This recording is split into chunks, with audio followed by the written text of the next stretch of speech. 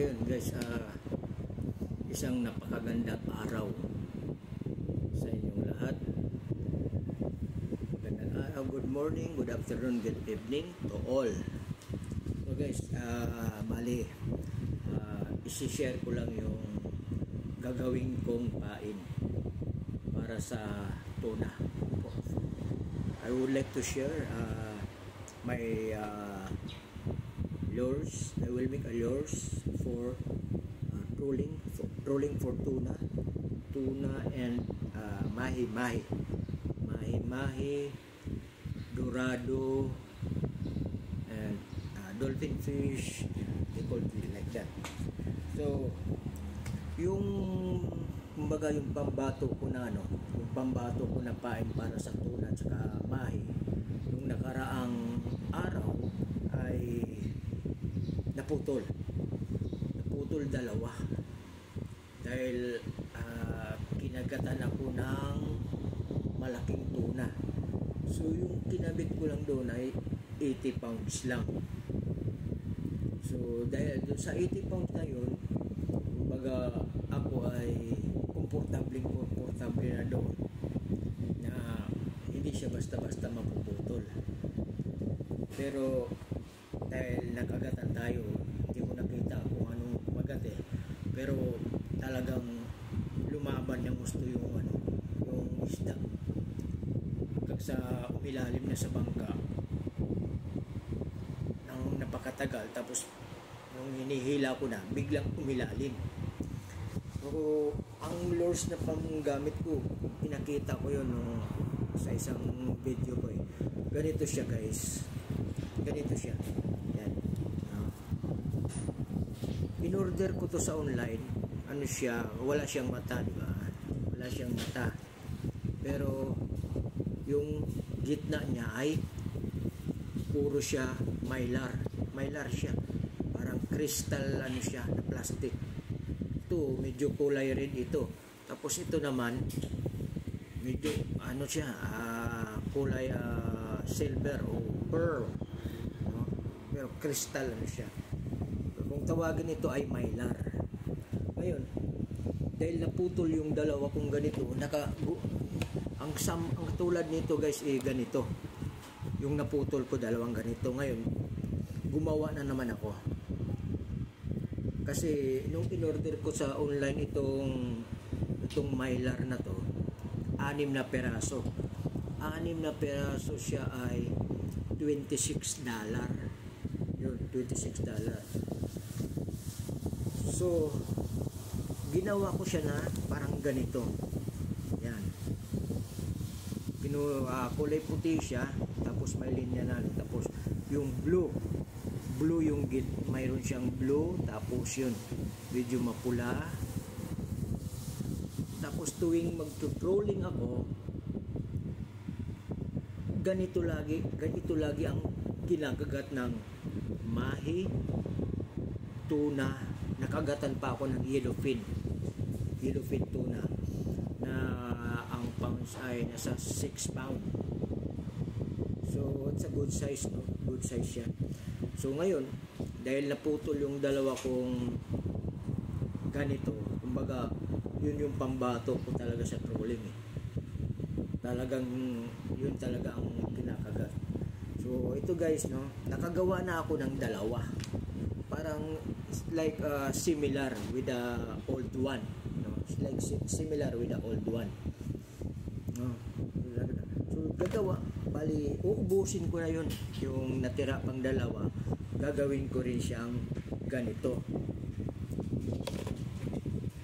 So mula siya sa ganito, ayun na nga. Pasensya na dahil may dumating na mag-aayos ng aming washing machine. So nagkakagulo yung aking dalawang aso.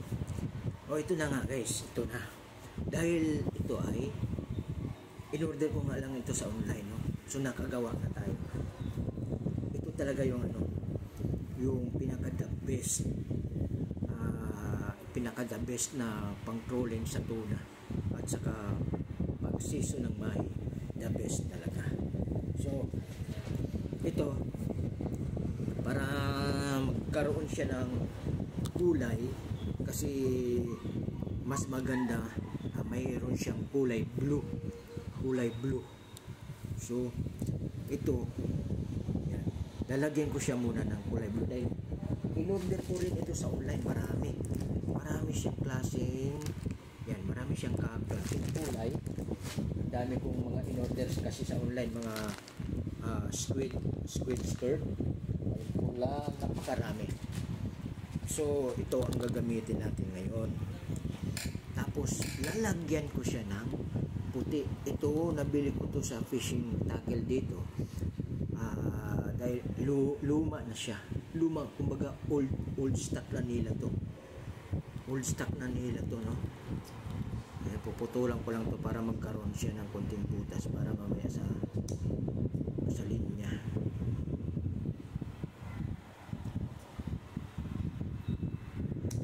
Yan, balik old stock na nila. So ang price nito ay 50%. Ito yung kinabit ko talaga, white and orange. Yan. So ang gagawin natin ay para magkaroon siya ng maganda, magaya ko yung una kong ginawa. Gagawin natin ay ilalagay ko siya rito, una. Yan. Tapos ito ang pangalawa. Yan. Yan. Para magkaroon siya ng blue color blue and color like red pink, no, combination of red pink. Tapos ito yung pinaka inside, no, inside of the lures. Guys, papakita ko sa inyo, ha. Yan, alam mo, napaka-importante sa isang pain o sa pahabol sa tuna, para sa tuna, yung mayroon siyang mylar. Ayan. So ang kalalabasan niya ngayon, ito ipapasok mo siya rito. Ayan. Guys, papasok mo siya rito. Ayan. Nagkaroon na siya ng ganito na siya ang loob, no? May kulay blue na siya. Tapos ito yung ang puti, ito yung pinakalabas. Yan. Kasi ito guys, napabilib talaga ako sa combination nito. Napabilib talaga ako. Yan. Okay. Ayusin na lang natin ito mamaya. So yan, magiging ganito na siya. Natatanggal pa.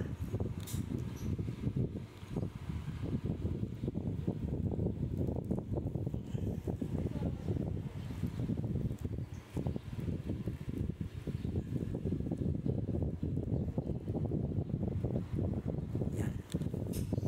So bali, ang color niya guys, ang combination niyang color, may ganito na siya. Puti yung labas, may orange, no? Tapos yung loob niya may kulay parang ano siya, pink at saka blue. Yan. Tapos yung pinakagitna niya ay mylar ang pinakagitna.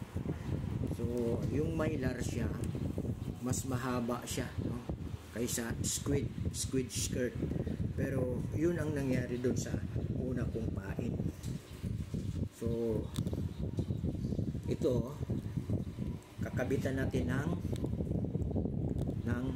660 ito guys. Tsaka gagamitan din natin ng ano bang tawag na ito, pang crimper ito, pang lock.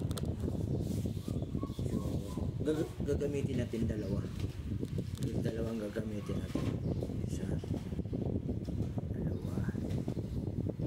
Tapos pagdating dito sa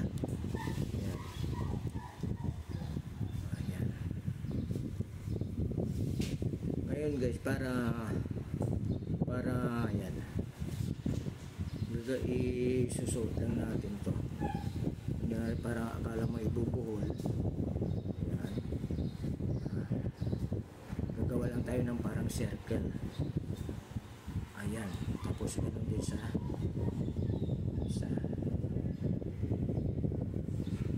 ayan. So isang ikot pa lang yun, no? Isang ikot pa lang siya. Dadagdagan pa natin ng sa pang-ikot para hindi siya, pag kinagatan siya ng isda, syempre hihilain niya ng malakas, hindi siya hihigpit, katulad sa pag isang ikot lang pag kinagat ng isda humihigpit.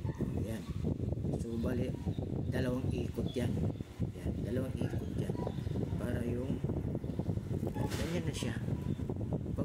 Kumbaga parang yung ring na para yan, para yung ano mo laro lang siya ng konti.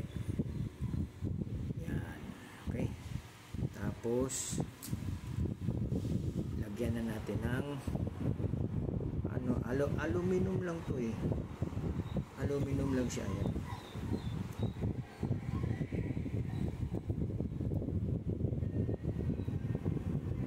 Yan, para pag hinihila siya, hindi siya yan.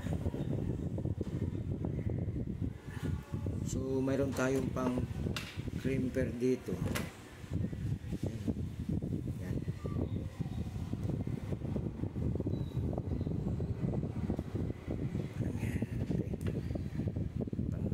In-order ko rin to sa online. Puro gamit ko guys, puro online lang.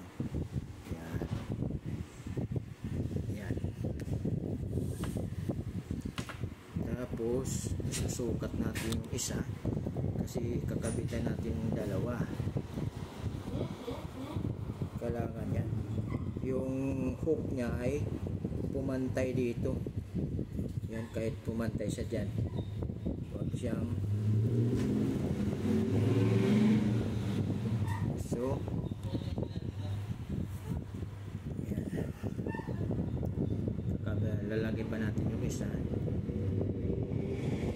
Ayan, sa palagay ko ito ay okay siya. Ayan, so i-click natin ulit itong isa. Mabuti naka-order ako nito sa online.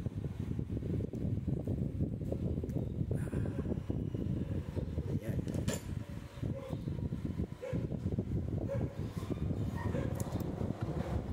ayan.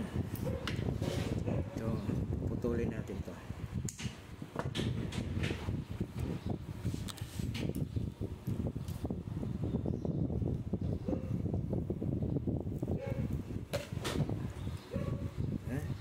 Yun guys, so ang hook niya ay nag-label yan siya dito sa squid skirt. Nandiyan siya. Yan, okay lang yan, ha? Yan ang pinaka maganda. Yan, ganun lang siya kasimple, ha? Ganun lang siya kasimple. So pag makita mo to, buhol-buhol na to yan,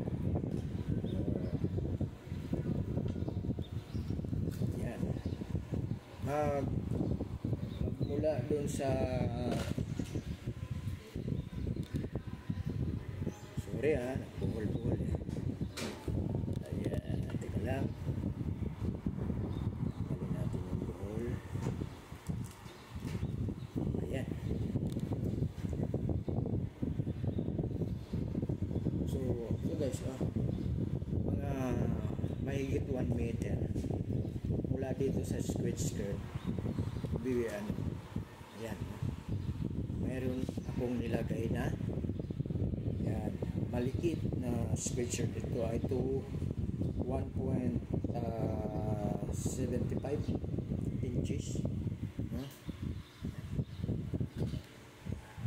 Ito, isang metro, mga 4 feet, mga 4 feet, pero supposed to be mas okay lang kan dapat mga 5 feet, mula dito sa 5 feet.